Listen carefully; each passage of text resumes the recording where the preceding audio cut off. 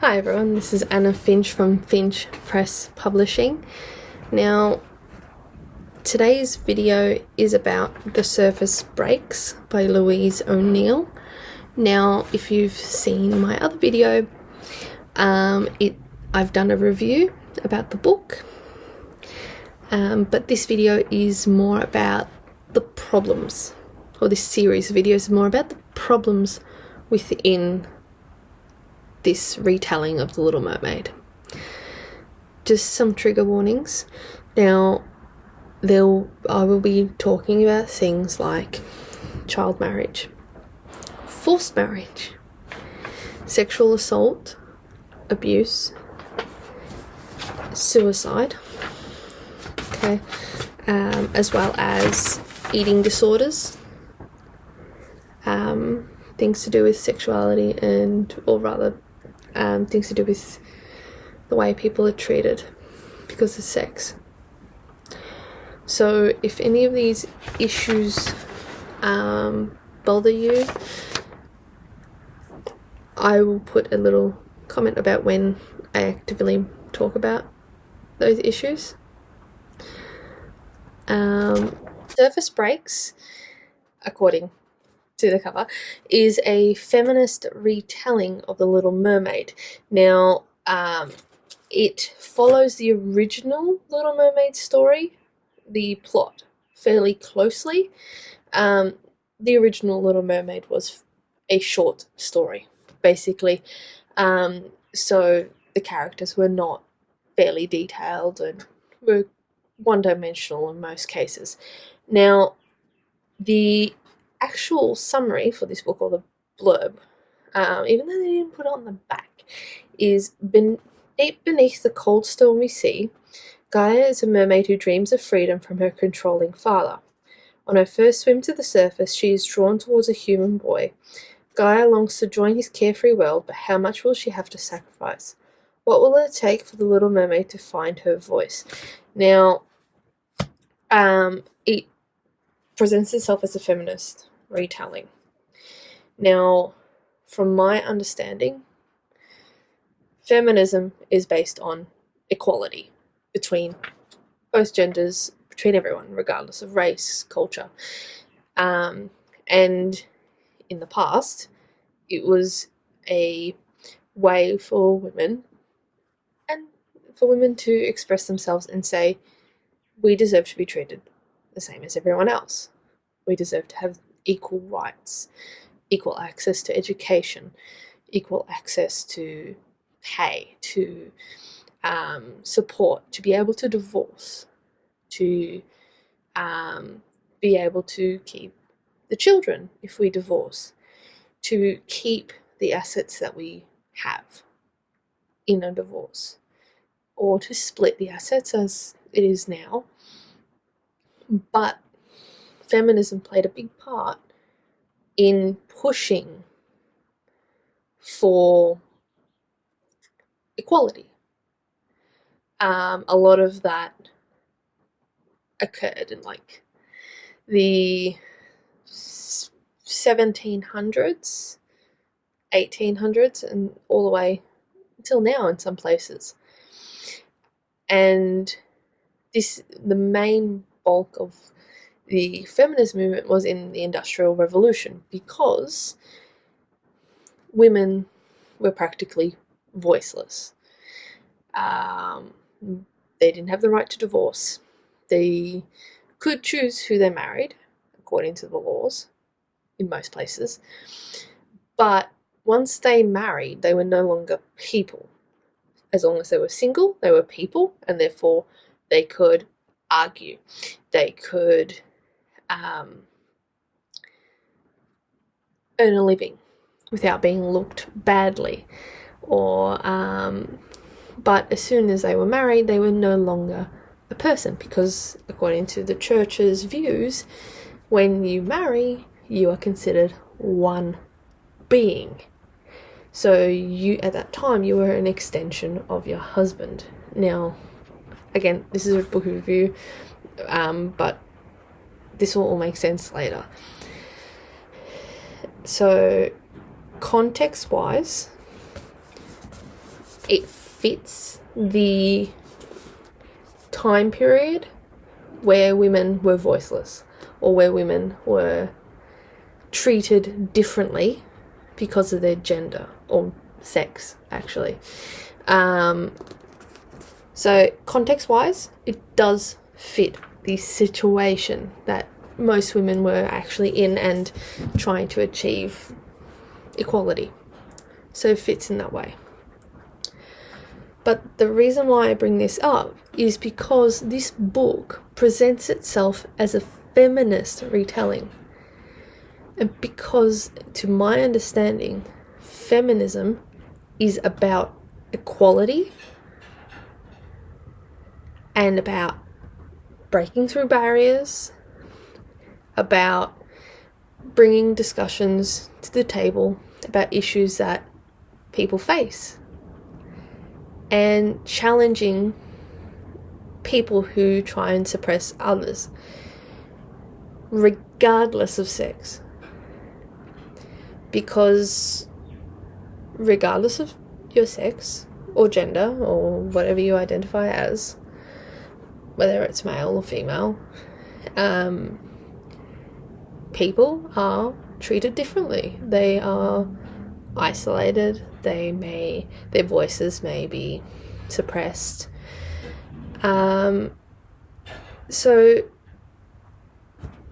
my understanding is that feminism is meant to be for everyone, for equality for everyone, not just women, but for everyone.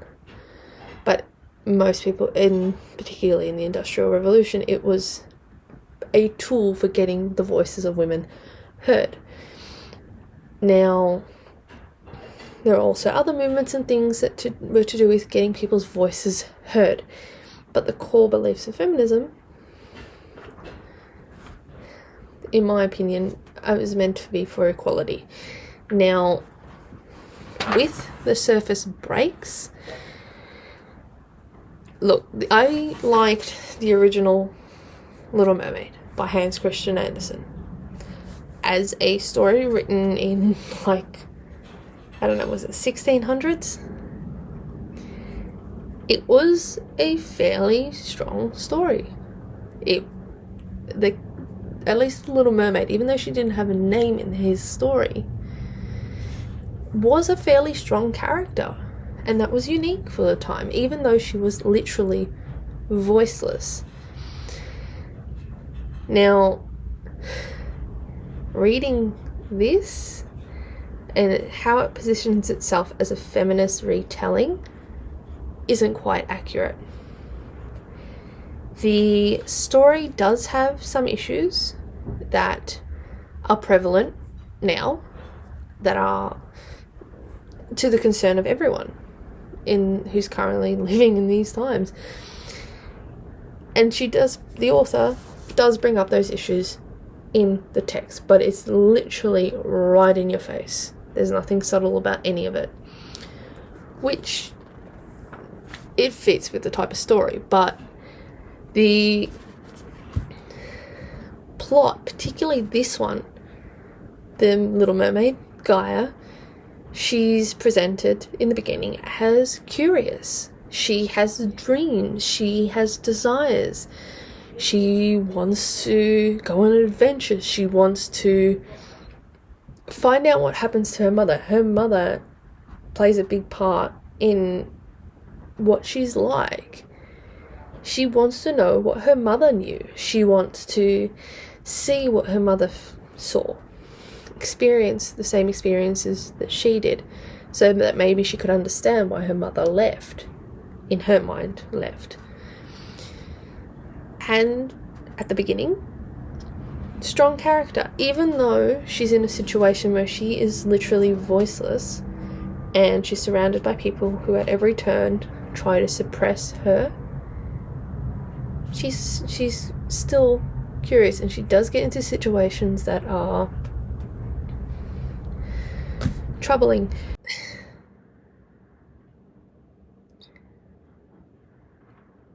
And at the beginning, it's a good setup. The beginning is a fairly good setup. when I went to the bookstore, first thing I saw, cover, obviously the blurb was just a whole bunch of quotes. So I looked inside, read the first chapter, liked it. It was interesting. The story setup was interesting. It was engaging. I could see glimpses of maybe a potential good story. But it didn't really follow through. If you call something feminist, you need to actually make sure if it's a feminist text written in the perspective of a female character,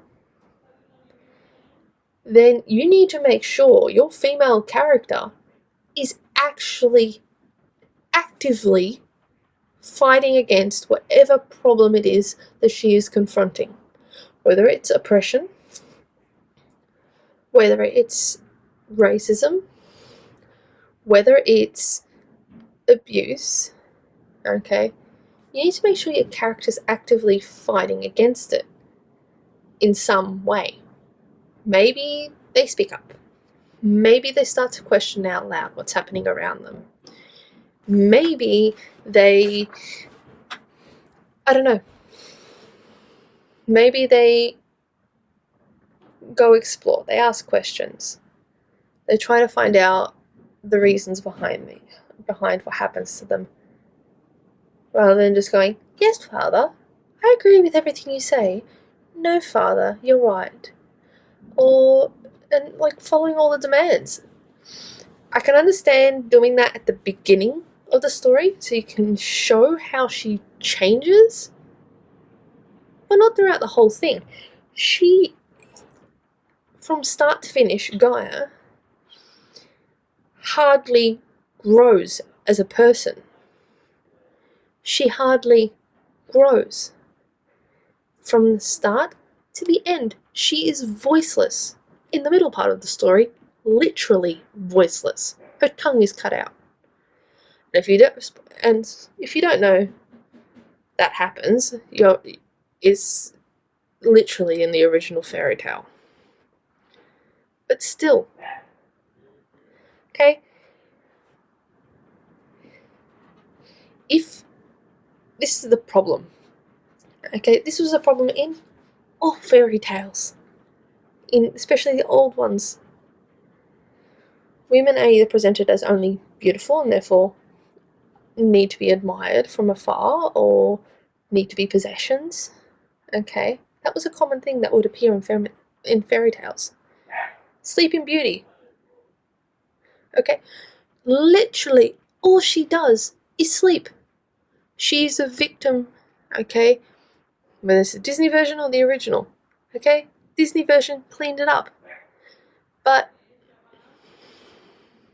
original fairy tale for Sleeping Beauty, I know this is not the original fairy tale for Sleeping Beauty, she is a victim and she's made to be grateful for it, which is a problem, okay?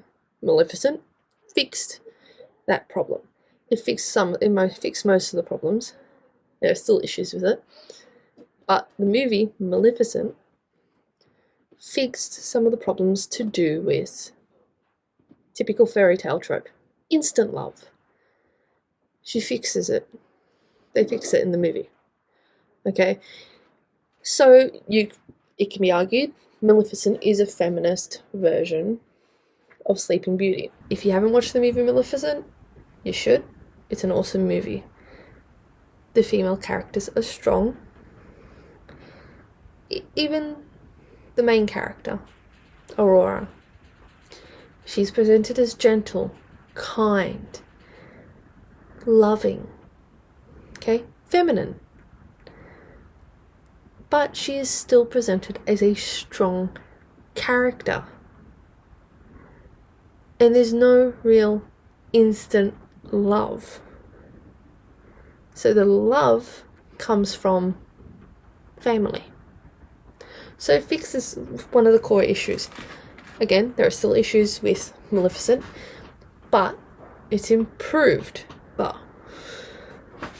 the surface breaks doesn't really fix many of the issues that were within the original Little Mermaid. those issues are still there. And in fact, they're more present than they are in the actual story because she is more explicit. Okay, now, like, there were parts of this that I read and made me want to throw up. But it's an issue that is still present in this day. It's still an issue that occurs in Australia. Although,